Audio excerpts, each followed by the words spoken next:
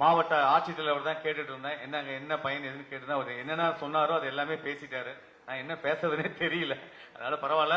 குடும்ப அட்டை உங்கள் குடும்பத்துக்கான அவர் சொன்ன மாதிரி உங்கள் குடும்பத்துக்கான முகவரி உங்கள் குடும்பத்துக்கான அட்டை தான். உங்க குடும்பத்துக்கு எப்படி ஒரு முகவரி இருக்கு, கணவன் மனைவி இருக்காங்களோ அந்த குடும்ப அட்டை மூலமாக பல்வேறு பயன்களை பயனடைவதற்காக தான் அந்த அட்டை. அதனால முதல்ல எனக்கு தெரிஞ்ச வரைக்கும் அந்த ரேஷன் கார்டு குடும்ப அட்டை அப்பெல்லாம் ஒரு காலம் ஒரு பெரிய விஷயமா இருக்கும். போகணும், அவங்ககிட்ட கொடுக்கணும், மாத்தி மாத்தி மேல போய் கீழே போய் இது கொடு அது கொடு, உண்மையாமா இதை கொடு அதை கொடு, ரொம்ப சிரமப்பட்டு அந்த அட்டை வாங்கி முடிச்சா ஒரு +2ல ஃபர்ஸ்ட் மார்க் எடுத்த மாதிரி இருந்துச்சு. அதெல்லாம் தாண்டி இந்த ஆட்சியில் யார் யாரெல்லாம் விண்ணப்பித்தார்களோ அத்தனை பேத்துக்கும் கிட்டத்தட்ட பாத்தீங்களா ரேஷன் கார்டு பயனாளிகள் மட்டும் 11,20,522 பேர் அந்த ரேஷன் அந்த பயனாளிகள் இருக்காங்க பாத்தீங்களா, அந்த ரேஷன் அட்டை மூலமாக பயன்பெற்றுக் கொண்டிருக்கிறார்கள். இப்பொழுது விண்ணப்பித்த 1,695 பேருக்கும் அந்த அட்டை மாண்புமிகு உங்கள் தமிழக முதலமைச்சர் அவர்கள் உங்களுக்கு உடனே கொண்டு போய் கொடுங்கன்ட்டு அவர் சென்னையில கொடுத்தாரு, பார்த்திருப்பீங்க. கொடுத்து முடிச்ச உடனே தமிழ்நாடு முழுவதும் இருக்கும் அத்தனை மாவட்ட செயலாளர் கழக செயலாளர்களையும் எம்எல்ஏக்களையும் அழைத்து கட்சி பாகுபாடு இல்லாமல் அத்தனை பேரும் அந்த பயனாளிகளுக்கு அந்த மக்களுக்கு இந்த குடும்ப அட்டையை மின்னணு அட்டையை கொண்டு சேர்க்க வேண்டும் என்று விரைந்து செல்லுங்கள் என்று அனுப்பியிருக்கிறார். அதன் மூலமா தான் நான் இங்க வந்து உங்கள் அட்டையை வழங்குவதற்காக வந்திருக்கிறேன்.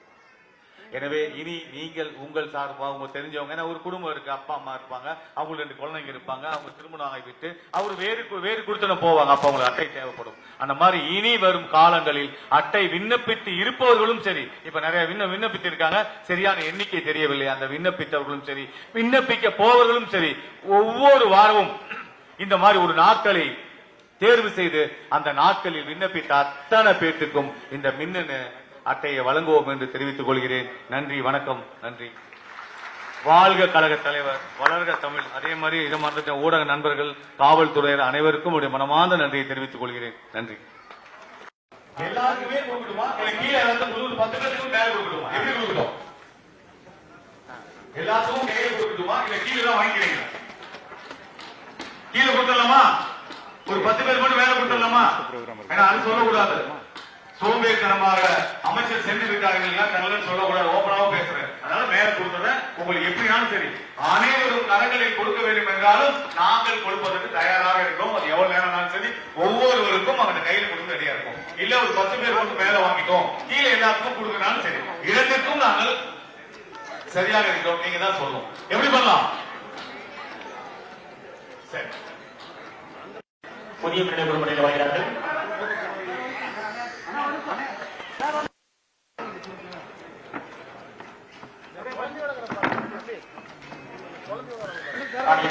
திருமதி நம்பி